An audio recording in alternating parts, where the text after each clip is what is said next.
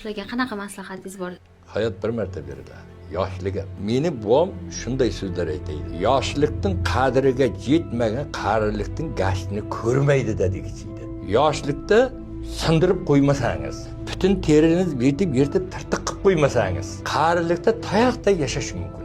Qaysi teri yirtilgan bo'lsa, shu yerdan xuddi ochiq qolgan eshikday sovuq kiradi.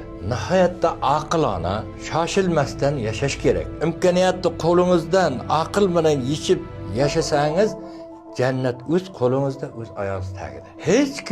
Hech kim yordam ko'rsata olmaydi. Bandaniki ko'rimni, Xudoniki to'yimni. Yosh bo'lganingizda nima qilgan bo'lardingiz? Men boshqa ilmlar bilan yaxshi narsalar ixtiro qilish bilan shug'ullanaman. İki texnikum, bir institut tugatdim. Narxozning ekonomika fakultetini tugatganman. Железнодорожный temir yo'l texnikumini tugatganman. Kooperativ texnikumni tugatganman.